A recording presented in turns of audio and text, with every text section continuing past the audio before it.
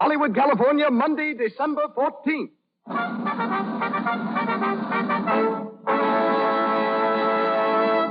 The Lux Radio Theatre presents Jean Harlow and Robert Taylor in Madame Sans-Gêne with Claude Rains and C. Henry Gordon.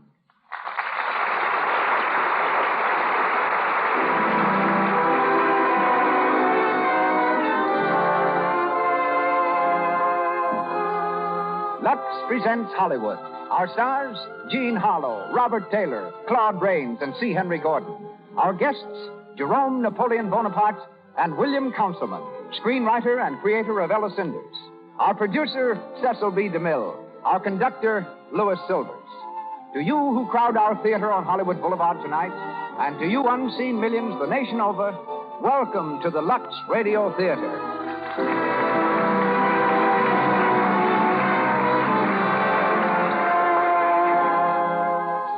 Now for a do and a don't.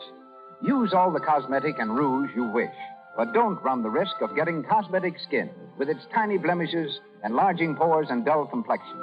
Protect your skin the way 9 out of 10 screen stars do with Lux Toilet Soap, whose active lather cleanses the pores thoroughly and leaves your skin healthily clean, smooth, and lovely. I now turn you over to the producer of the Lux Radio Theatre. Ladies and gentlemen, Mr. Cecil B. DeMille.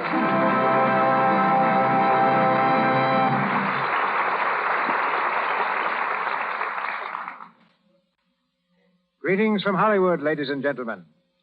To preface tonight's play, as it would be prefaced on the screen, I should smack my lips, glance at the audience, and roar like the Metro-Goldwyn-Mayer lion. For we're presenting two of MGM's brightest stars, Jean Harlow and Robert Taylor. I've been hearing about Jean ever since she was a child. My daughter Cecilia used to come home from school and tell me that this little blue-eyed blonde was making so many conquests there weren't enough boys left to go round. At 17, Jean was offered a contract by the Hal Roach Studios, but the shock of seeing her on the screen was too much for her grandfather. His telephone call from Kansas City resulted in her promise to stop acting. For 8 months, Jean kept her word. Then Grandpop relented, and she went into the lead of Hell's Angels. She has since become quite a figure in the industry. Of Robert Taylor's storybook rise, I told you a few weeks ago when he appeared here in Saturday's Children. Like Lord Byron, he awoke one day to find himself famous. He's just completed his role opposite Greta Garbo in Camille. Tonight, he becomes Count de Neipperg and Miss Harlow, Madame Sans-Gêne, the French words for Mrs. Devil-May-Care. Claude Rains, who started his stage career as a callboy, carpenter, property man, and manager at His Majesty's Theatre, London, will be Napoleon, a character he recently portrayed in Hearts Divided. Starred in The Invisible Man, the first picture he made in Hollywood, Mr. Rains is the only actor who ever appeared in a film without being seen in it.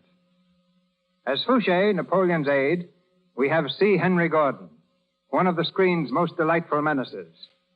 Our play is by Victorian Sardou. And nothing remains but to ring up the curtain. Lights, music. The Lux Radio Theatre presents Jean Harlow and Robert Taylor in Madame Sans-Gêne with Claude Rains and C. Henry Gordon.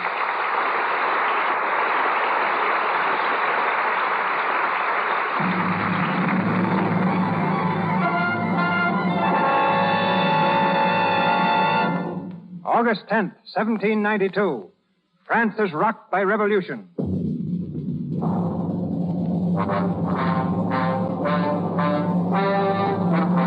In the city of Paris, a rabble mob sweeps onto the Tuileries, thirsting for revenge, intent on the slaughter of their king and queen.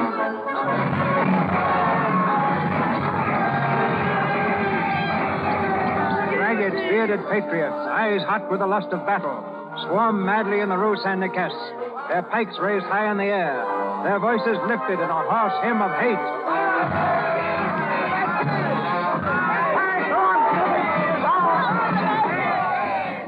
Through the crowd comes a young girl, her clothing in shreds, a laundry basket on her arm. She fights past the men, pushing her way toward the end of the street.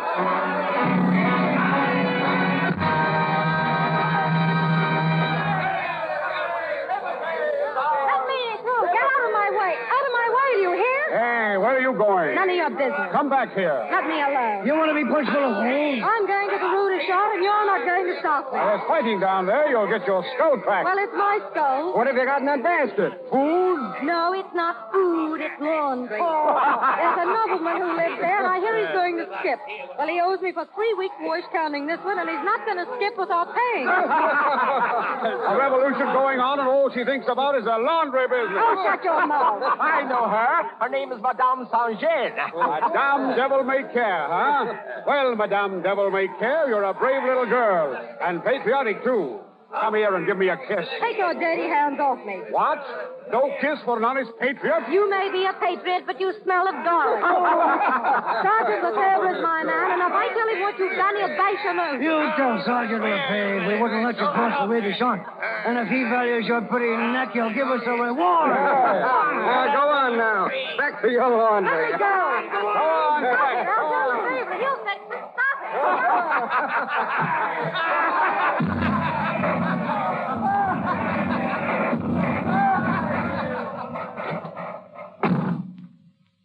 Meddling fools.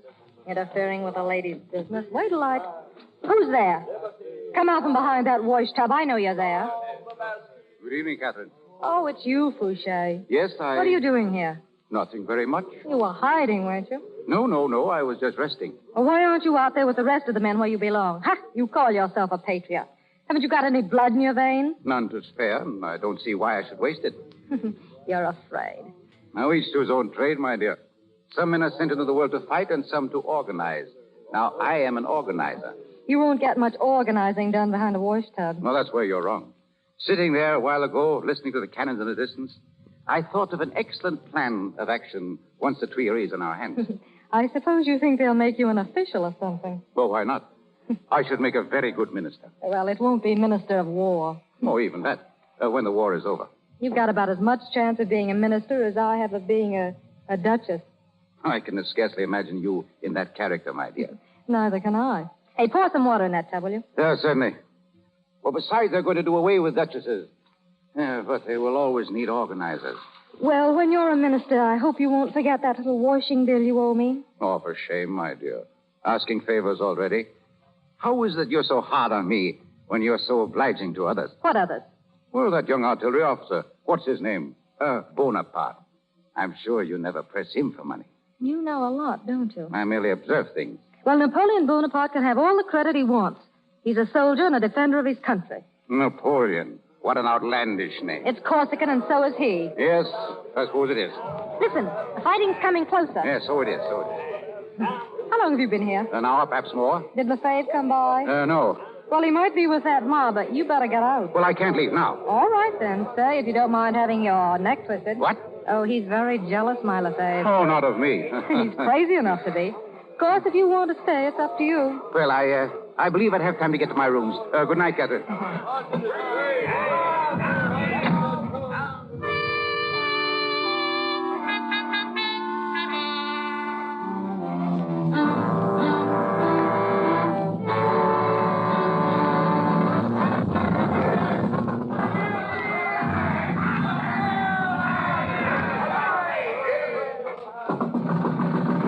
Who's there?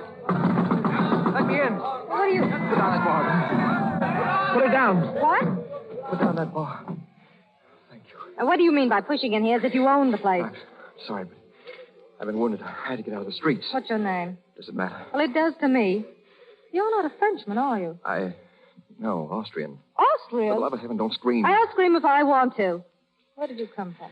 The Tuileries. I escaped. A royalist. Yes, a royalist who has done his duty defending the Queen. Am I supposed to help you for that? The Queen is Austrian, too. She's my countrywoman. If they find you here, they'll rip you to pieces. Here or anywhere else. I'm throwing myself on your mercy. All right. Now, what's your name? Count de Nyperg. The Count de Nyperg. Yes. Why do you stare at me? I haven't seen many noblemen up close. We're no different from anyone else. No, I guess you're not. There. Now let me see it. Mm-hmm. They did a good job, didn't they? Only fair. You're still alive. I'll get something to bandage it with. You'd rather see me dead, I suppose. I'd rather I never saw you at all. If Lefebvre knew I'd helped a royalist, he'd throttle me. Lefebvre? Oh, you don't know him. No, of course not. Let me know if I hurt you. He wants to marry me. You're very much in love, I suppose. He is. Hold your arm up and keep it there. You haven't told me your name yet. My name? Well, I'd like to know to whom I'm indebted for all this. Well, my name's Catherine, but they call me Madame Sans-Gêne. Oh, yes. Devil may care. Mm-hmm. Well, it suits you. Yes? What makes you think so? You'd never be doing this for me if you weren't devil may care. Harboring a royalist is a capital offense among patriots, isn't it? You mean they'd kill me? Wouldn't they? Will you keep your arm up? I'm sorry. You're a funny person. You force your way in here whether I like it or not, and then you worry about what might happen to me if they catch you. Well, I'm not going to stay. I wasn't thinking much about anything when I broke in here. I'm sorry. It's all right. If you've finished with my arm, I'll leave now. Oh, no, stay where you are. I'll get you some other clothes. They'd spot you in a minute with that fancy brocaded coat. Just as you spotted me? I knew you weren't French. I guess somehow I knew you weren't like the rest of the mob. You're a gentleman. You talk like a royalist sympathizer. Well, I'm not. But that doesn't mean I can't sympathize with one of you. Thank you. Well, we'd all have been nobles if we could have been. Even though right now I'm glad I'm not. You should be. Well, I guess you can go now, Count de Nypeg. I don't know how I can thank you for this. Don't try. And if I get out safely, and if there's anything I can ever do for you, you'll let me know, won't you? I guess I won't need much help. I don't believe you will. Who's that? Oh, Parker. It's Lefebvre. Quick, get into the bedroom. Yes, but you... Don't stop to talk. Go in there. Oh, open the door. Now, don't come out until I tell you. You understand? Yes, very well. Open up. Open up, Parker, and it's prepared. I'm coming. Don't be in such a rush. Well, it's about time. Oh, come on in. Where the devil were you, up in the garret? I don't open doors at night until I find out who's there. Oh. A good rule. Well, don't we get a kiss? If you want. If you want. There's a nice greeting for a victorious patriot. Victoria? They've taken the Tuileries by storm. Listen to them. Ah, it's a night to be remembered, girl. The king and queen. The temple under lock and key. They won't be for long if that mob has anything to say about it. Bring me some wine. We'll drink a toast to Madame Guillotine. Hey, Catherine. Yes. What's the matter with you? Why are you so quiet? Did you say you wanted wine? Come here. You're in a funny mood tonight. I came here expecting to be greeted with open arms. You expected too much. I'll get the glasses. I can wait. What are you looking at? Nothing. Someone came here tonight? Yes. Who? Your friend Hübscher. You're not jealous, are you? Anybody else? No. Sure? Of course I'm sure. Why do you ask? No reason. Except that I can't imagine Fouché wearing a brocaded coat. It's hardly Fouché's style, is it? Put down that coat and get out of here. I'll have a look around first. Get away from that door. Oh, so that's where he is. Thank you. Get away or I'll burn you with this iron. Put it down. I mean it. Yes, you do, don't you? Now I understand why you've been putting me off for so long. Oh, don't be a fool. I won't be any longer. I'm going into that room. You go in there when you're my husband and not before. And if you ever want to be my husband, you better get out of here. What do you mean? Oh, I'm sick of your jealous fits. Sick of your raving every time I happen to look at another man. There's nothing wrong here tonight, not a thing. And why not let me see for myself? Because you've got to learn to trust me. And you've got to learn now. I warn you, if you open that door half an inch, I'll never see you again. And if I don't open the door? I've already told you. All right, I'll get out. But don't forget, we're going to be married. Soon.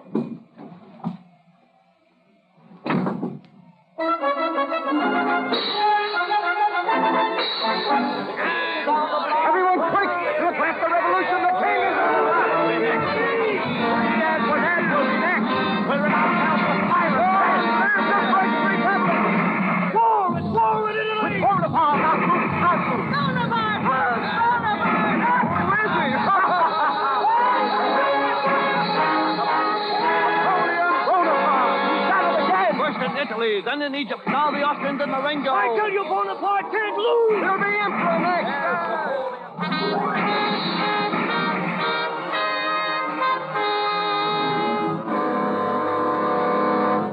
War. When is the man ever going to stop? Never, probably. But why worry? You haven't done so badly, Catherine. The wife of General Lefebvre. Huh. It's a far cry from washing dirty linen. Oh, stop putting on airs. You've just been lucky. Lucky? I intend to be luckier. Wait till Napoleon is through with the Austrians.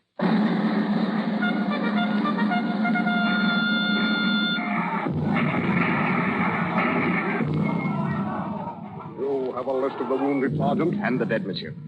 Austerlitz will be a costly victory. Any officers killed? 12, monsieur. One of them, a general. Who is it? General Lefebvre, monsieur. He died at the hospital tent an hour ago.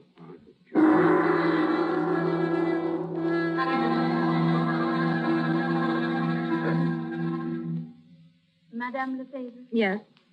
A gentleman to see you, madame. Tell him to come in. Will you come in, please, monsieur? Thank you.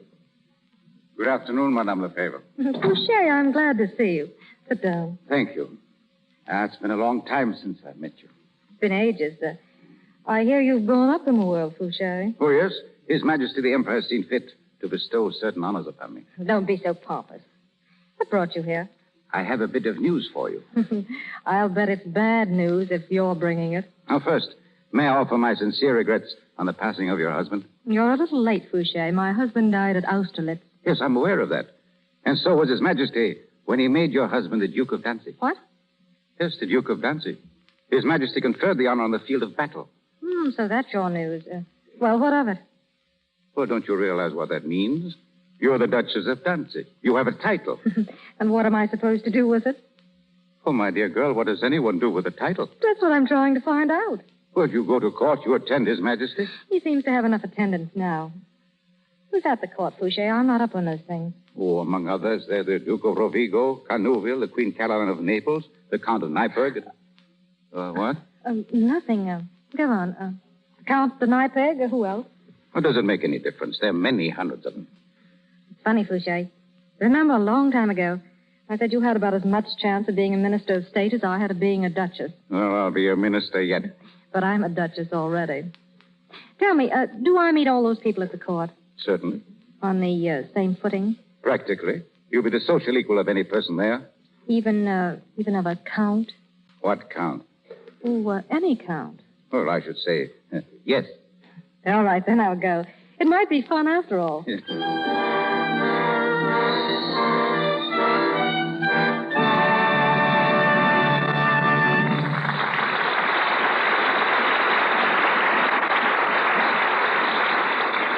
We will continue presently, starring Jean Harlow and Robert Taylor in Madame Sans-Gêne.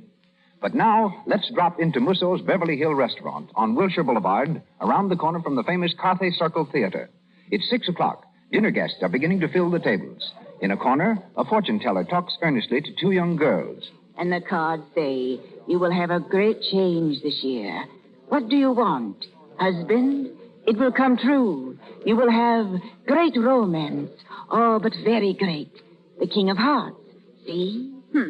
Well, you're encouraging. Is 50 cents right? Yes. Thank you. Good evening and good luck. Needn't be so uppity, Adele. After all, she was doing her best. Well, personally, I'm sick and tired of hearing about romances and wishes coming true. She might as well have predicted I'd be a second Joan Blondell. Say, Adele, you look a little like Joan at that. And Joan Blondell just had a big romance. Listen, Adele, would you get mad if I told you something? No. Why should I? Listen, I'm no fortune teller, and I'm not trying to say you'd be a second Blondell, but doesn't it make sense to you if...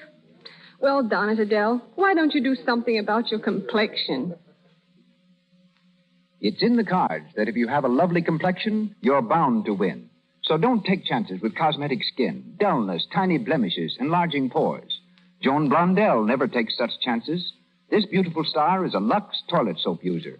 She knows the active lather of Lux toilet soap guards against cosmetic skin because it removes dust, dirt, stale rouge, and powder thoroughly, so they can't choke the pores. Use powder and rouge all you like, but remove them with Lux toilet soap. Remember, 9 out of 10 screen stars use this soap. Joan Blondell says, I'm delighted with the way Lux toilet soap keeps my skin so smooth. And you know, clear, smooth skin means success, romance. And now, Mr. DeMille. We continue with Madame Sans-Gêne, starring Jean Harlow and Robert Taylor, with Claude Rains and C. Henry Gordon.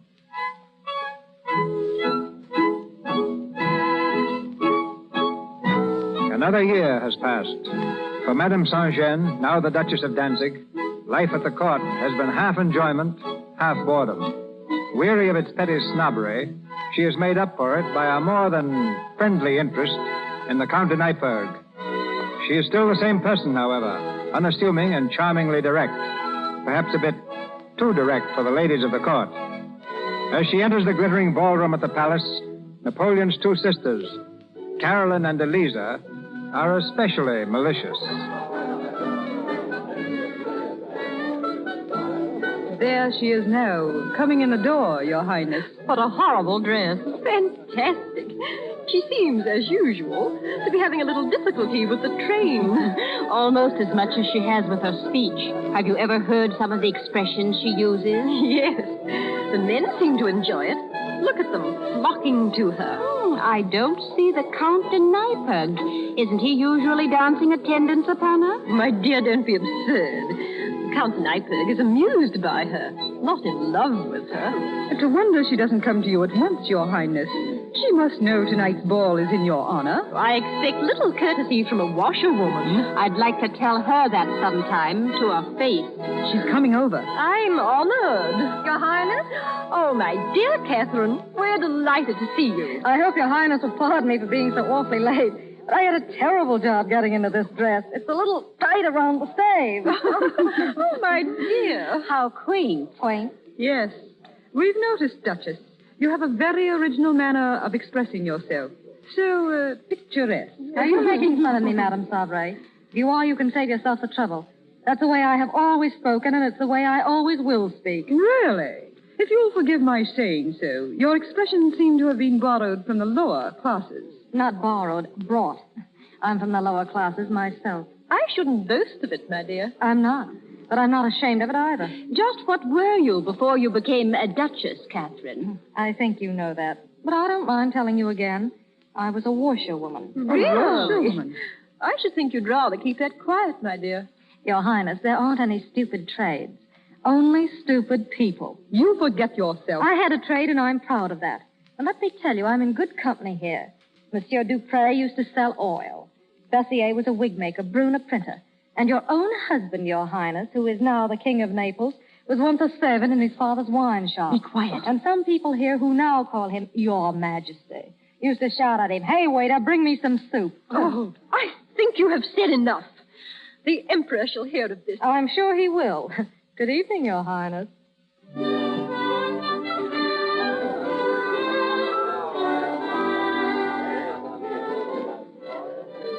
Catherine, whatever have you done? Hello, Fouché. You realize you've insulted the Emperor's sister? She's had it coming to her for a year. If she'd stayed a little longer, I had a lot more to say. You may pay dearly for it. The Emperor's in a nasty mood tonight. What about? Well, heaven only knows. If heaven knows, so do you. Now, what is it? There's something about the Empress. A little jealousy, I think. Is that all? He'll get over it. You take other people's love affairs very lightly, my dear. I happen to know something about jealousy. I married Lefebvre. Yes, of course. And jealousy is very stupid. Doesn't get you anything in the end. Yes, quite right. Oh, by the way, how is the Count de Neipperg? I haven't seen him for a week. Oh, really? Oh, then it wasn't you who was driving with him in the park last Wednesday. In the park? Was he in the park? Yes, with a woman. They passed What me. did she look like? I really couldn't say. She was very heavily veiled, however. Will you order my carriage? What? My carriage. I'm going home. My dear Catherine, what has happened to your philosophy of jealousy? If you think that I'm in love with Neipperg... Well, aren't you? Oh, Fouché, you're a nosy, meddling old fool. Get out of my way.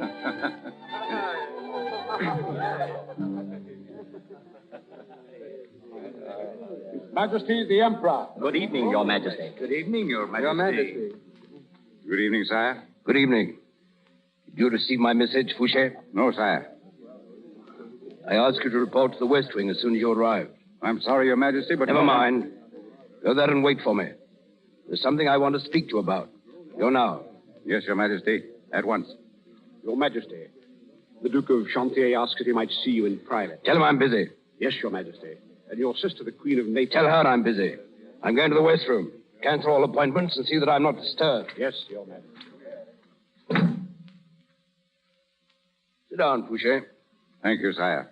Now, Fouché, how well are you acquainted with the palace guards? You know 8 or 10 who can be trusted to keep their mouths shut? Why, I believe so, sire. Good. Find them and tell them to report to Roussin. I'm putting a special guard around the Empress' apartment tonight. And I want men, not fools. A special guard around Her Majesty's apartment? May I ask why, sire? Are you pretending that you don't know? Oh, Your Majesty, I have reason to suspect, Fouché, that someone will try to gain admittance to the Empress' chambers late tonight. A scandal must be avoided at all costs. Oh, Your Majesty, you surely don't imagine why it's incredible.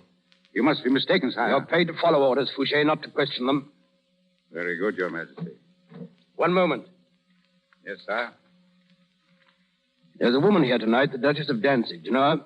Very well, Your Majesty. My sister tells me this woman has insulted her publicly. I wish to see her at once. I'm sorry, Your Majesty, but the Duchess of Danzig has already left the palace. Are you sure? I'm quite sure, Your Majesty. She asked me to order her carriage. She must be on her way by now. Well, I'll see her in the morning. Leave word that she's to be here at 10 o'clock. Yes, sir.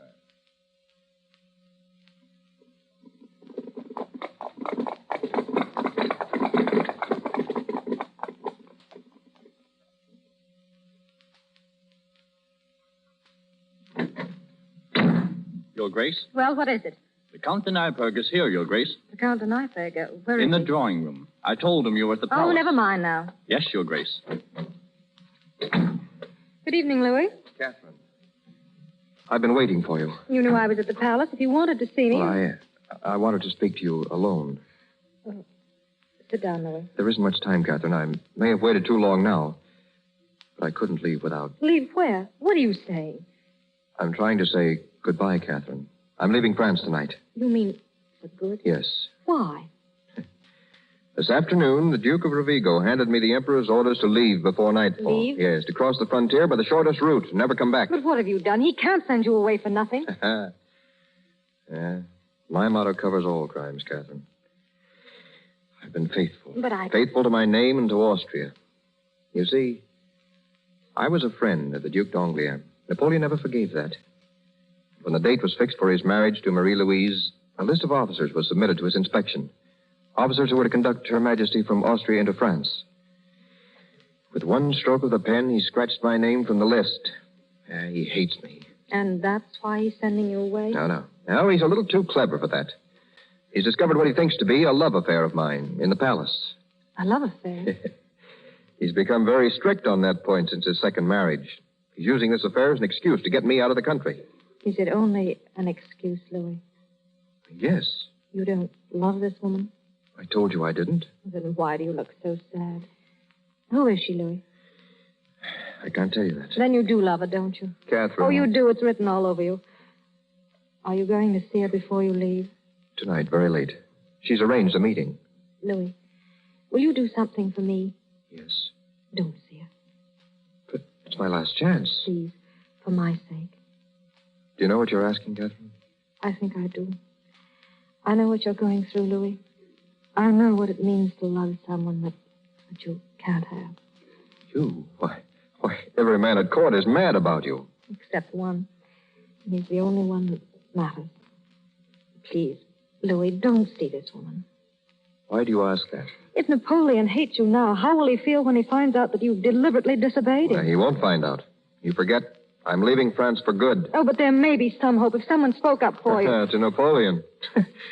You know him when he's had his feathers ruffled. It's like speaking to a stone wall. But he can't send you away like this. He can't.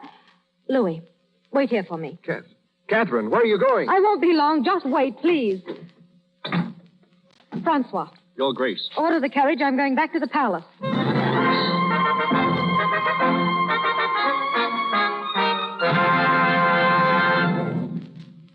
Your Majesty.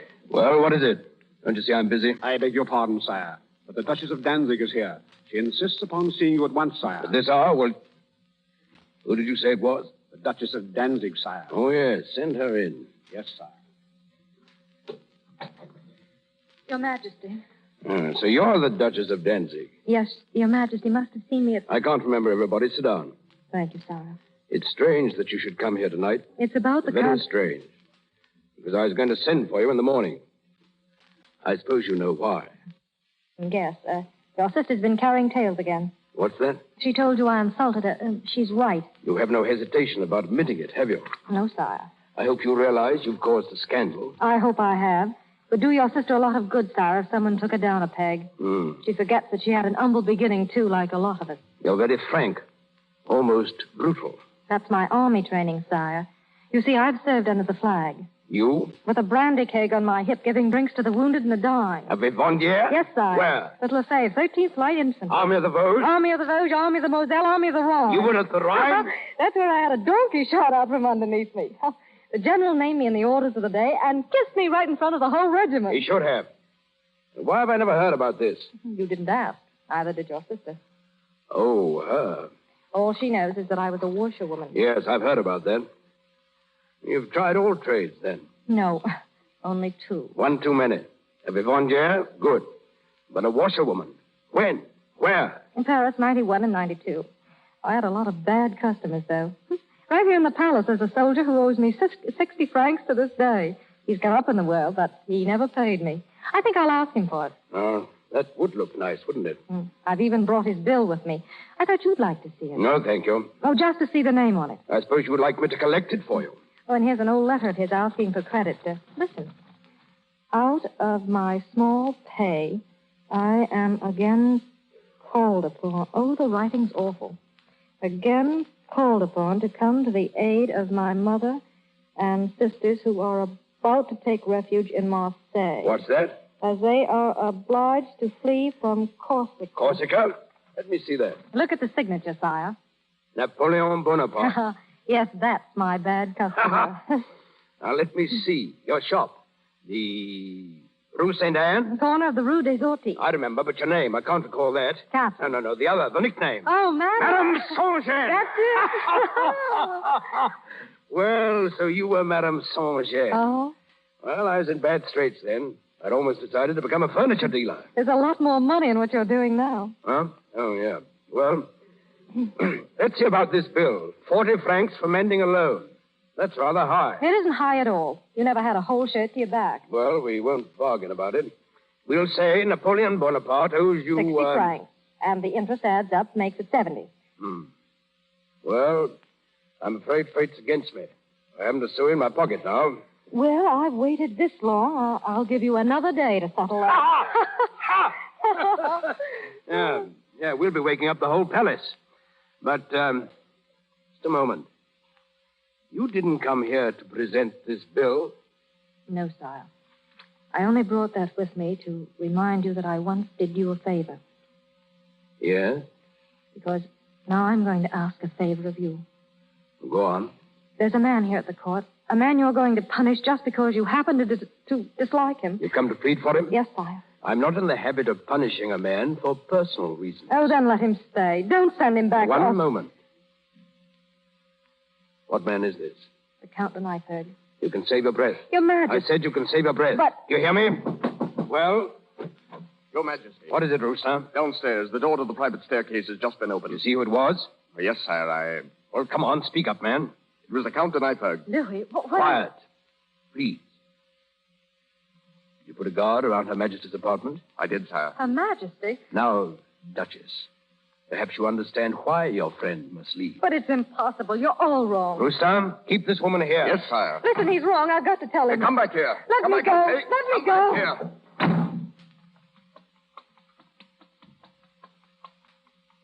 Your Majesty. Stand back. Go on. Here he is, sire. We've got him. Louis. Well, sir, I was prepared for this. So I see. Perhaps you'll tell us what you were doing at the door to the Empress' apartment. I didn't wish to leave without bidding Her Majesty farewell. Really? At this hour? Your Majesty didn't give me the choice of the hour at which I should receive the orders of my sovereign. And what orders have you to receive from the Empress? Those which she alone has the right to dictate to me. I am neither the subject nor the valet of Your Majesty. I'm a general in the service of my country. And in that character, I owe all of my devotion to the Archduchess of Austria, the Empress Marie-Louise. And in that character, it will be my pleasure to see you stand before a firing squad. Take him away. Wait, Your Majesty, you can't do this. It's murder. Take him away.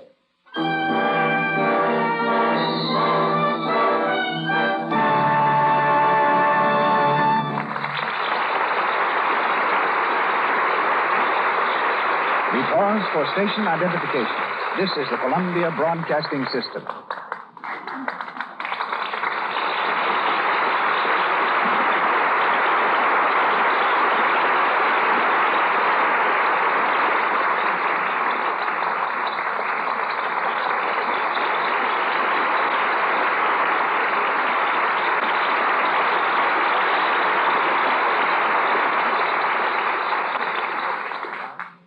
Jean Harlow as Madame Sans-Gêne and Robert Taylor as the Count de Nyperg resume the events of our play in a few moments. And now, ladies and gentlemen, from the corridor of Napoleon's palace, the Chateau de Compiègne, we traverse land, sea, and time to enter the drawing room of a later Napoleon Bonaparte. It's a privilege and an honor to present the only living descendant of the Emperor of France in America, one of the great figures in the social life of New York, Palm Beach, and Newport. We switch you now to New York City, to the drawing room of a house on East 69th Street. Seated there, amid rare portraits of his illustrious ancestor, is that emperor's great-great-nephew. From Hollywood, we welcome and introduce him. From New York, he speaks to you, the pretender to the French Empire, Jerome Napoleon Bonaparte. Thank you, Mr. DeMille, and good evening. I count it a great pleasure to take part in one of the performances from your brilliant Lux Radio Theatre. As I sit here, I know that if the likeness of the Emperor in this room could come to life, he would nod his approval. In his day, all the theaters were under the subsidy of his government.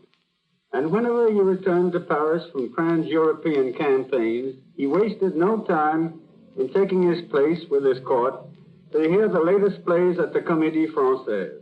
This famous institution had been closed during the Revolution, but Napoleon was so interested in it that he had it reopened in 1799. He reestablished it in the building which it still occupies today. Mr. DeMille introduced me as the pretender to the French Empire. I think his statement needs some explanation. Technically, I am the present pretender, as I am the direct descendant of the Emperor Napoleon's brother by his first marriage. But I have lived all my life in America. My family and my friends are here, and also there is no French Empire. There's one detail of my ancestry Mr. DeMille omitted in introducing me, and it's one that I'm very proud of. While I am descended from the Emperor of France, I also claim another honor. My mother was the former Miss Appleton of Boston and the great-granddaughter of the great American statesman Daniel Webster. It always amuses me to think that the great Napoleon has become related by other people's marriages to Daniel Webster. Our family, of course, can never enter into discussions as to whether or not the pen is mightier than the sword. As I am seated here, the microphone stands on a rosewood desk that may interest you. I have used it all my life. It was originally given to my cousin, the Empress Eugénie, by the city of Paris when her son, the Prince Imperial, was born. There's no telling how many great documents have crossed it, and its value to me personally is even greater now that a Napoleon can use it to broadcast his words to a nation. Now, in saying good night to you, may I congratulate you all on this great Lux Radio Theatre. My compliments to your brilliant Madame Sans-Gêne, Jean Harlow, to Mr. Taylor, and of course to Mr. Claude Rains for his very fine characterization of my great-great-uncle.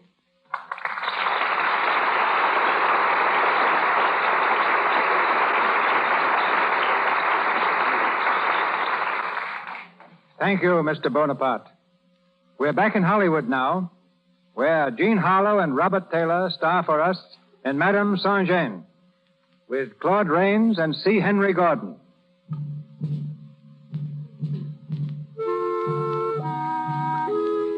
It's later, the same night. The execution of the Count de Nyperg is set for 5 o'clock, 3 hours from now.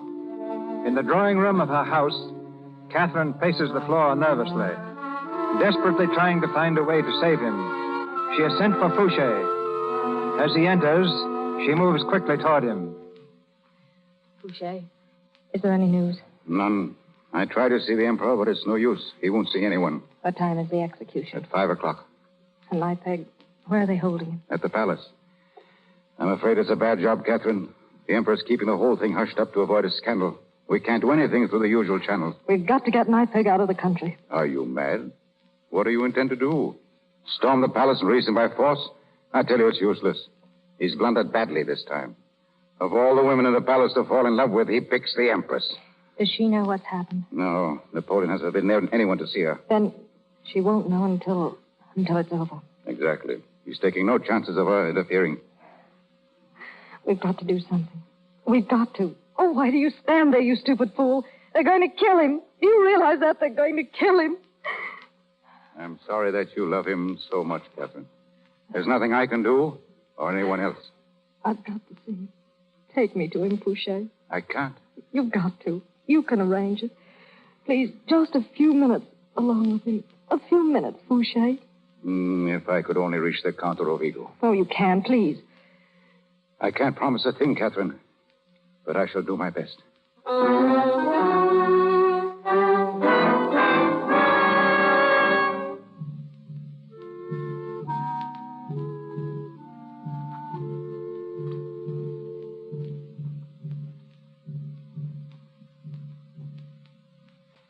In here.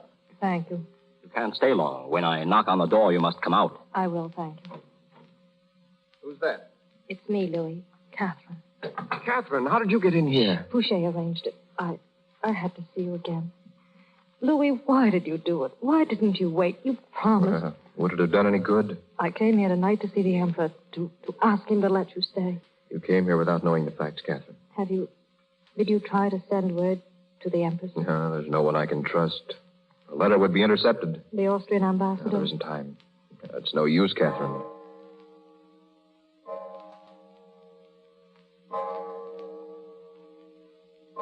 You see? Well, shall we talk about something else? What else is there? If time is so precious. Time is nothing now. There's so little of it left. This time, even you can't save me. This time? Well, you haven't forgotten that you saved me once. Oh. I've thought of that night often. I always meant to ask you, how did you get rid of Lefebvre? Doesn't matter now. I went back there once after the revolution. Back to the shop? Mm-hmm. Why, Louis? I wanted to thank you. Oh. And they told me you had married Lefebvre. Never thought I'd see you again. Then that night, the night you were first presented at court, the Duchess of Danzig. You saw through me quick enough. Well, I recognized you, if that's what you mean. But you knew that I wasn't really a duchess. But you were. You are, Catherine. No. I'm all dressed up now, and the servants call me Your Grace. Way down underneath, I'm the same as I always was. I can't be like the rest of them. I've tried, but I can't. You're 1,000 times better. Louis, maybe if I'd been born a lady, a real lady... What, Catherine? Nothing. Why do we sit here and talk when... Catherine, are you crying? I guess I am. I never cried before that I can remember. Oh, now look up here. You mustn't do that. I'm sorry. That's a fine thing for a vivandière. Louis, you're not afraid? Afraid to die? No, why should I be? You love her that much. As any soldier loves his queen. What are you saying? I'm devoted to her. I asked you if you loved her. As a man? No. But Marie-Louise and I grew up together in Austria. We've been friends, good friends, since childhood. She came here as Napoleon's wife. We tried to continue that friendship, that's all. But tonight you were going to... At her request. She asked to see me. Oh, why didn't you tell that to the Emperor? Have him laugh in my face. But he thinks that... He thinks whatever he chooses to think. Then you don't love her. You don't love her. Shh. Mr. God. You'll have to go now. Louis. Your Grace. Oh, one moment, please. I'm sorry, Your Grace. Goodbye, Catherine. Goodbye, Louis. This way, Your Grace. Wait. I want you to take me to the Emperor. Your Grace, that's... Take me to him. He won't see you. He won't see anyone, Your Grace. Take me to him. If you don't, I swear I'll wake the whole palace. I want to see the Emperor.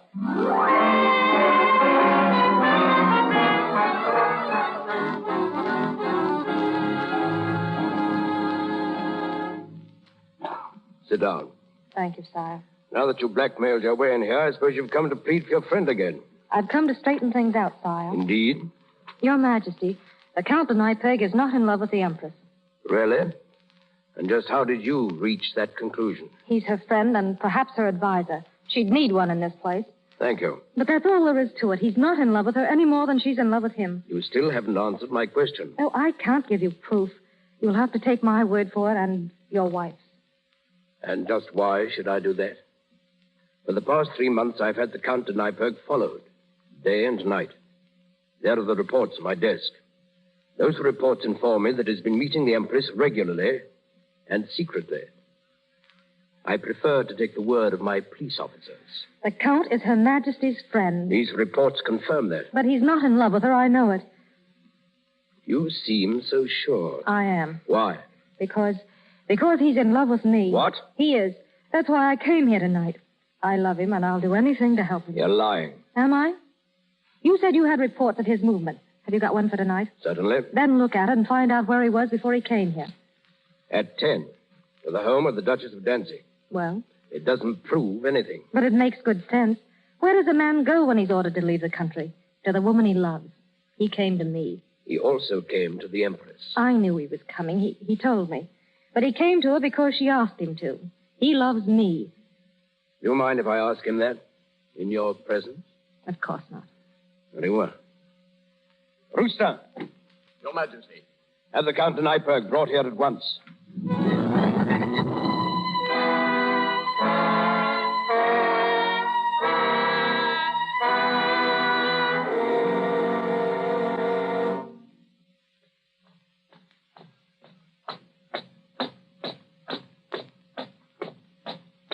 Halt! Open that door.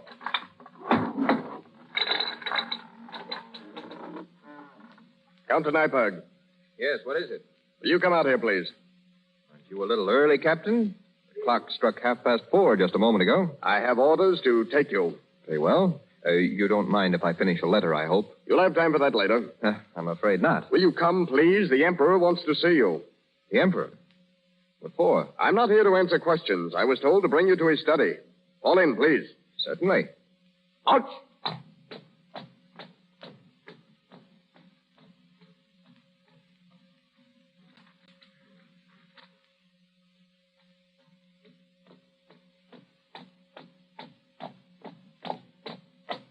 Halt! Your Majesty. Bring him in, Rooster. In here, please. Louis. Catherine, what are you doing? That'll be all, Rooster. Wait outside. Yes, sire. Well, Nyberg? Your Majesty? I have a question to ask you. It's rather important. So I want you to think carefully before answering. Your Majesty, may I ask? Thank you. I'll ask it myself. Nyberg, if you'll pardon a purely personal question, are you in love? Your Majesty? Are you? I have been for a long time. I hardly knew it myself, but I'm sure of it now. Good. Now, this is the important point. Would you mind telling me with whom? Must I answer that? I insist. Very well. Since I'm to die in an hour, it can't do much harm. Who is she? Well? Your Majesty doesn't know her. Louis. I don't know her, eh? No, Your Majesty. Her name is Madame Sans-Gêne. Oh, Sans-Gêne? Lord. Here, catch her quick. Catherine, what's wrong? She's fainted.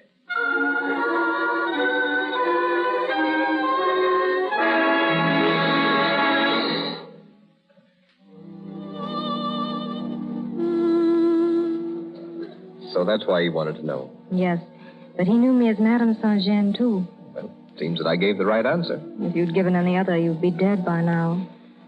There wasn't any other.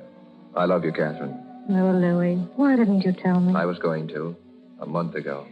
I wish you had. Louis, take me home. I think my knees are giving out. Well, it's late. You must be tired. Tired? I feel as if I had done a hard day's wash.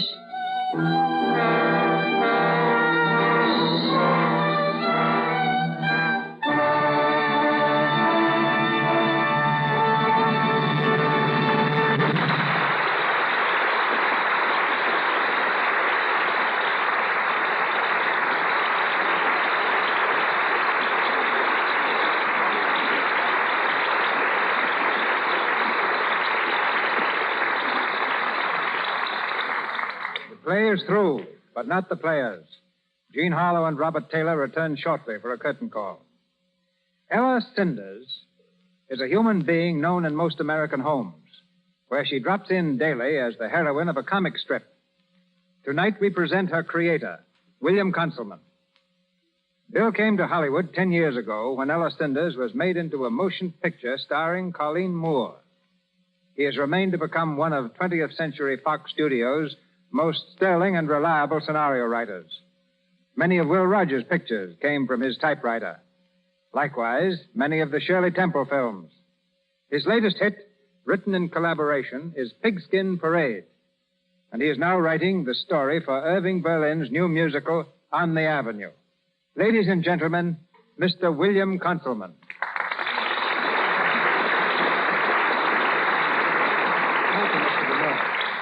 What'll I do first? Talk about movies or comic strips? Well, you can choose your weapons, Bill. But remember, you're supposed to be a humorist. All right, then suppose I tell the latest story making the Hollywood rounds. It's about a well-known director, present company accepted, who was pestered to death every single day with people trying to see him. Nothing he could say or do would keep them away. Well, last week he was taken suddenly ill. He rushed home and told his wife to get a doctor quickly. 3 hours later, she managed to reach one, and as the physician drove up to the house, the director's wife rushed into his room. "Henry," she said, "Dr. Brown is here to see you." "Impossible," he said weakly. "Tell him to drop around next week. Can't you see? I'm much too sick to see anybody." Well, not bad, Bill. Not bad for a starter. But now I have to confess, that story I just told is pure myth. It's the exact story, worded a little differently, that was pulled in France about 400 years ago. I cited it to prove the point I'm about to make. Namely, there's no such thing as a new joke. Take any funny story, and if you're curious and patient enough, you can find its duplicate, told in different languages, all the way back to ancient Greece and Rome. That's why trying to be funny is such a sad job. All we can do is grind away and trust we'll be lucky enough to find a new twist to someone else's gag. That goes for pictures and comic strips, too. Well, I've noticed a definite change in comic strips, Bill. They seem to be dropping humor in favor of melodrama. Even Ella Cinders has lost those freckles she used to have. That's because the people didn't like Ella with freckles. Women take a tremendous interest in comic strip characters. Originally, Ella was a skinny little girl with freckles and scraggly hair. Readers protested so much, we dropped the freckles. The next campaign to get Ella a permanent wave. By this, we drew the line. If we're ever interested in making Ella as beautiful as the Hollywood picture stars, why, we'll follow their example and acquaint Ella with your splendid product, Lux Toilet Soap. Once Charlie Plum, my associate, and I were debating whether or not to have her marry.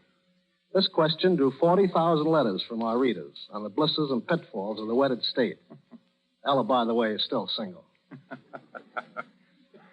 Today, about 200 different comic strips are read in the United States. Over a period of time, they wield a mighty influence. Popeye, for example, has probably sold more spinach than all the advice the physicians can give.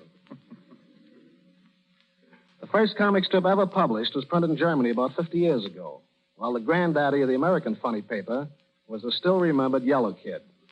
Ella Cinders is perhaps a little different from most others, in that it has a closely knit continuity, and we try to tell a complete story every day. Between the movies and Ella, I seldom waste a single gag. If I can't work it into a scenario, you can depend you'll see it in the funny papers. But whether it's a motion picture, a comic strip, or a radio program, we're all working for the same common end, to please as many people of as many different types as possible. It's been very nice being here, Mr. DeMille, and meeting you and Robert Taylor again. I can't help but feel a little proud of Bob's success. When I was writing the script of Handy Andy for Will Rogers, we decided to look outside our own studio for the masculine love interest. We borrowed Bob from MGM, and Handy Andy was the first picture he ever played in. Thank you, and good night. Good night, Bill. Good night.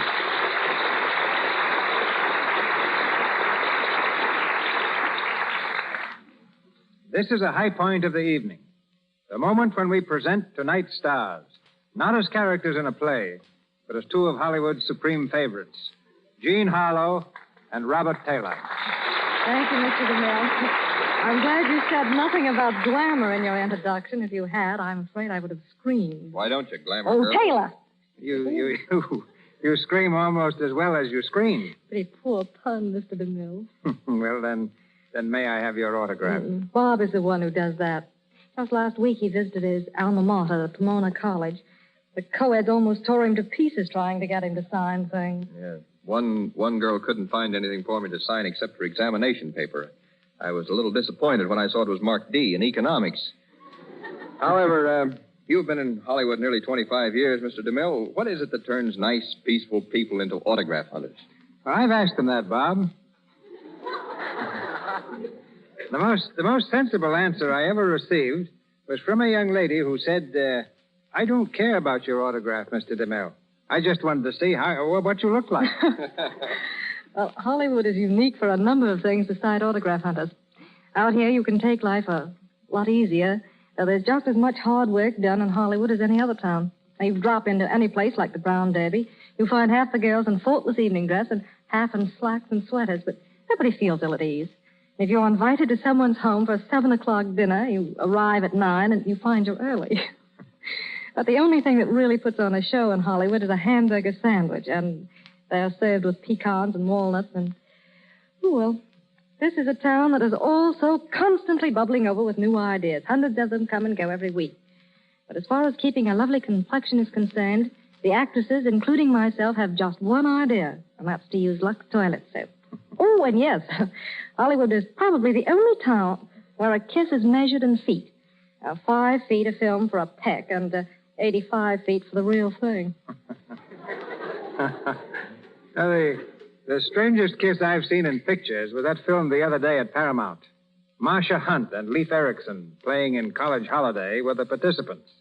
And the scene of action was the bottom of a tank filled with 40,000 gallons of water. Ducky, I call it. Oh, that's worse than mine. Well, Robert, any further remarks? None, Jean, except my thanks to the Lux Radio Theatre for another swell evening. And mine, too, Mr. DeMille. It really was a privilege to be here. Good night. Good night, Jean. Good night. Good night, Bob.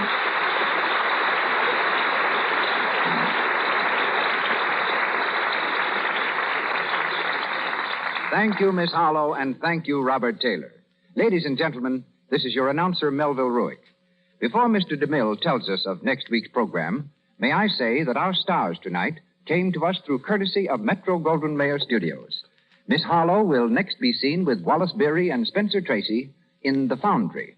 Mr. Taylor in Camille with Greta Garbo. Mr. Raines appeared through courtesy of Warner Brothers Pictures. His next picture is Stolen Holiday with Kay Francis, while C. Henry Gordon is currently seen in the charge of the Light Brigade. Mr. DeMille is from Paramount, and Mr. Silvers, 20th Century Fox, where he was in charge of music for the new film Banjo on My Knee. Our cast tonight included Lou Merrill as Lefebvre, William Royal as the General and Constant, Corinne Ross as Madame Savary, Sarah Selby as Elisa, Phyllis Coughlin as Carolyn, Gretchen Thomas as Marie, Frank Nelson as Rustam, Ken Chevelle as a footman, David Kerman as a guard, James Eagles as a sergeant, Ross Forrester as a patriot, Charles Emerson as citizen, and George Finney as Citizen Dupre. And now, Mr. DeMille. Two of Hollywood's most glittering personalities, teamed first in Warner Brothers Pictures and more recently in Matrimony, are teamed again in the Lux Radio Theatre next Monday night. They are Dick Powell and Joan Blondell. And they'll star for us in a sparkling musical comedy, the radio version of Warner Brothers' picture Gold Diggers.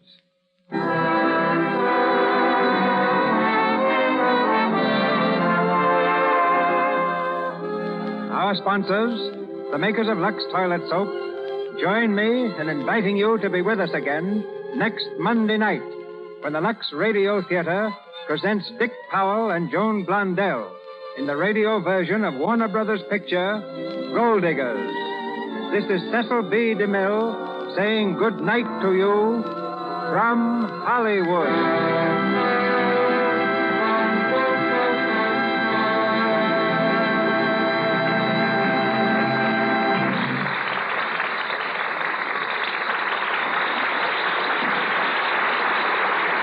This is the Columbia Broadcasting System.